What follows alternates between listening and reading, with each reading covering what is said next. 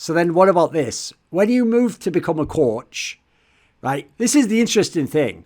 Because I've alluded to some of it in this, I'd heard so many good things throughout the years from teammates of yours, like things you helped them with, or like you had a good mind for the game, or you always said the right thing at the right time of the game, or whatever the fuck. I mean, you say you're not a shot caller. All I'm going to say is like, just go look at all the teams you and except for TSM, like they all just like trip over and have good macro. It's like it's a nice coincidence, isn't it? Must be nice for some. So when you were doing all this, I always thought you should go on those. I just want to say you don't need shot calling for that. It's not the shot calling. It's in itself is the what comes behind.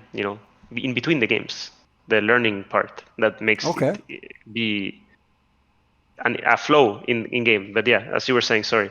No, you can define it however you like. So then, when you came to become a coach, I remember thinking, like, if this is someone who's helped so many other players and worked with so many different players, like, this actually sounds like actually one of the rare examples of a player who should be a good coach. Like, this should work.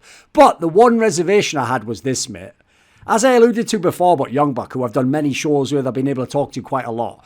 I kind of knew, and none of these have ever been revealed because people know, like Fnatic's like the TSM of Europe. Like you get hated on by fans, and if things go on behind the scenes, you just don't talk about it. It just happens, and you move on with your life. So it's the thing. He's never revealed all the things that happened in that Fnatic team, but I know it was a fucking nightmare. And some of the things that he was like sort of like pulling together with crazy fucking schemes was like unbelievable. I can't even believe that team was in the finals, like going to Worlds and stuff. It's actually amazing. So I remember thinking, even if you're going to be a good coach, that's like coaching on nightmare mode. You know, when you put like the hardest setting on the video game, like. Why did he go to Fnatic, mate? That seems like that's a big challenge to go to. I remember their fans, just like TSM, they expect you to win even if there's G2 there. Yeah, well, like if you listen to the whole thing that we've just talked about, right? Like anyone still listening, well, at this point, you would understand that that's just who I am as a person. And for me, nightmare mode just means learn faster, than anyone else can learn. Why not take the path to learn the most if you can? Like there's no reason not to. Best case scenario, you're a fucking hero. Worst case scenario, well, that fucking sucks. And if you make it somewhere in between, maybe you learn a shit ton along the way. And it was fucking stressful year for sure. But if things were a shit mess, it's because there's a lot of things that I did wrong along the way, and a lot of things that I could have maybe some I couldn't change, but some I could have changed, or my perception of them could have changed, and my way of handling them could have changed. And all of this is what I take from the experience, right? It's like what went wrong, how can I avoid it from going wrong next time? And maybe I won't, maybe I will, but I feel like it was the best experience for me to have. Is it a different experience to try and draft as the coach as opposed to being a player in the team, suggesting stuff, sometimes getting to choose things? What's it like? I think the biggest change for me, it will answer this question, is the authority shift. I wasn't ready to be, yo guys, I'm the big boss daddy now. You have to call me coach or daddy, and you will do what I say. It was like, yo guys, yeah, I'm not playing the game with you, but we're gonna do things how I think we should do things, but I want you guys to feed into this vision, this idea, and tell me if I'm wrong or if I'm right, and just kind of work together to make it be a thing. But there was a lot of other things that planning, taking on that authoritative position when I had to, telling people off, or not knowing how to, from an authoritative position, tell someone off the same way I would as a player, or knowing that I'm the school teacher, and at some point people just get bored of the school teacher because that's just life. As a player, sure. You always have this power of being like, yo guys, I'm one in the group, so if I say this, you guys have to fucking listen, and I, standing in in a different position, it was harder for me to take on that approach. And there's this all other things that it just felt hard, like even drafting, like staring at the blank sheet. It's not the same as, hey, this is my priorities for bot lane, this is what I want to do. I don't want to play with this champ, I want to do this, but this is my idea, and I think this is what we should ban.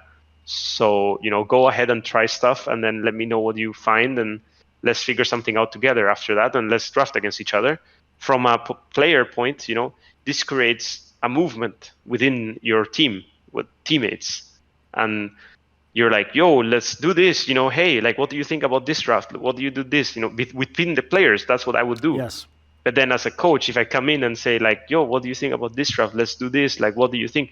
The players are like, what the fuck, my coach? He doesn't know what he's doing, Like, what is going on? Like, well, like I already told you, like, these are my priorities, like, go figure it out. Like, I don't know, it's your job, not mine, And that was like, fuck, like, okay, I guess it is my job, but I don't know if I really see it that way. And yeah, I think it was just like a very cultural difference for me, like a big shift, big way of like, okay, actually, if I coach next time as a head coach, I really should write down what values I want to bring into the team, what structure I want to bring into the team, how I want to plan things out, what I want, what is the red line that I never will cross and I never want my players to cross, and what is, the way we are going to do things in this moment, this moment, this moment, this moment.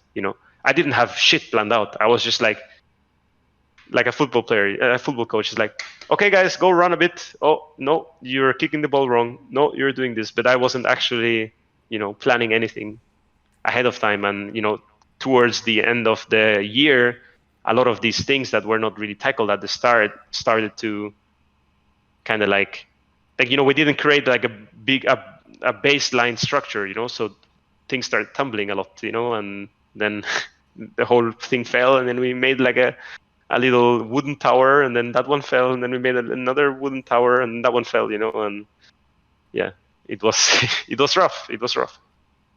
Right, even though when you were playing in Season 9, that was like the unbeatable G2. In the spring was where they did that weird roster swap where Caps was the AD carry. And then because they lost to Mad Lions, that you met them in the final. And I remember, even though I don't even like some of the players of Fnatic, even I thought Fnatic was going to win that final because like Caps was looking a bit ropey. And then there's even that ridiculous story that they fucking tell that I almost wish they just made up because it sounds like some shit out of a movie, mate. Where like Caps, like the night before the finals, was like, I had a dream that we could play Kog'Maw Lulu. Like some stupid story like that. And then somehow they did it and it fucking worked. Like, can you explain this to me? What happened there? Wasn't Fnatic supposed to win that final? What happened, Mithy? No, we were not actually. We had our backs against the wall. We basically needed 4 bans on red side because no one in the team agreed to play against one of the red side picks. And we had 3 locked bans on blue side. So this going into a best of 5 series, knowing that you don't want to take red side, and you have 3 locked bans on blue side, means if anything goes wrong, you're probably going to lose. That's one thing.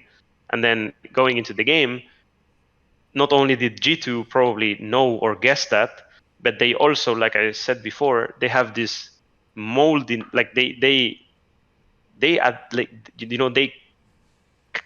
cater around you as a team and exploit your weaknesses, build on their strengths, but mostly exploit your weaknesses and, try to adapt to that. And so you can't really catch them before the game starts, and just sort of build that way, and I think that's what made them so strong. That's what made them, who'd they beat this year? That was really hard. Genji, like they dismantled Genji 3-0, I'm sure they play against each other in scrims the whole, like they probably had negative win rate against Genji in scrims, but then they go on stage and they dismantle them. Why? Because they do their homework, and it's not just, I don't want to take any blame for myself, I like I said, I did a bad job, but it's not just about their coach doing his job, all of their players are, like you said, Caps is having a dream. Why is he having this dream? Because he's trying to think, how do I, exploit enemy bot lane? What do I do? I know the conditions, I know how they play. I've studied this together with my team because I've sat down 5 hours after work to watch over the replays and their drafts, and I have this extra, thing. What was it? What Luca told me, that all of the, like, they all live in the same house, and I think at like 11 p.m. Like 3 hours after scrims, they would like, most of them would like sit down in the sofa and start talking draft or start watching their own replays for fun, for playoffs, because they thought that's gonna improve them more than playing solo queue. You know, no other team in Europe did that, and No. this creates like a different beast when you play a best of 5. That's what we did in G2. You know, If This people the don't know, most players, like the coach has to almost force them to do anything except for the scrims. Like he has to make sure they play the solo queue, make sure they like, beg them to try and watch a VOD or something. But usually even then they won't. Like it sounds like that's a mad advantage if you have people who want to do it. They're nerding out. But this is not just like, you don't just have people that want to do it. This is it's a work in progress. It takes a lot of energy and effort from each individual, in that team. It's a give and take, right? Even from the coach. They had something that we didn't, and the fact that the system in the LEC with the double elimination promotes that behavior made us, be checkmated in both finals. That's what happened, Like you look at the first time we played, like in Summer Split, right? We came in with a plan, we executed on our plan, we had a backup plan, we did our backup plan, and we got them to 5 games, But then G2 has a different chance, and they mold, and we don't mold anymore because we gave Showed all everything. our Yeah. and if we're not able to mold and they are, then what's going to happen in the next final? Well, yeah, you lose the first game, you lose the whole series, like that's kind of what happened, and that was it, that's why G2 were so good. When you went to Worlds and you had this quarterfinal series against Top where it looked like you were going to win, everything was looking awesome, things couldn't be better. Like I don't think anyone predicted the game was going to go that way. Coming in, I heard from one of the players on their team that it's not even like, because if you saw the way like the bot lane of Fnatic played against theirs was like another unexpected angle, how aggressive they were. Obviously, it's not even traditionally what people think like Reckless's game is like. They know ErikHillestad's a bit like that. Like the other player in Fnatic was basically saying like that wasn't even something that he was told or that was like in theory the plan or whatever. Like what was the concept coming in to try and beat Top, and how do you think back on that series? Well, like looking at the games they had in the whole tournament, it's not like they're bottling. I mean, tell me if I'm wrong, but it doesn't. I mean, not you, but later, like if some analyst can please show me how their bot duo was exploitable from watching their games, then I'd be more than blessed to see it. But I was also, this is my fault, right? But I wasn't very resourceful there. I felt like I didn't really know what I'm supposed to do. I didn't really know what my role as a coach, like what do I have to do? Do I have to prepare a draft? Do I have to be in charge of reviews? Do I have to analyze the enemy bot lane and what they're should be exploited about? And I have to analyze the whole enemy team and what they should be exploited about. Like it felt like a very overwhelming task for myself, alone. And although we had an analyst squad that was helping us, and in my opinion did a good job, and I also had an assistant coach in Shaves that was helping, and I just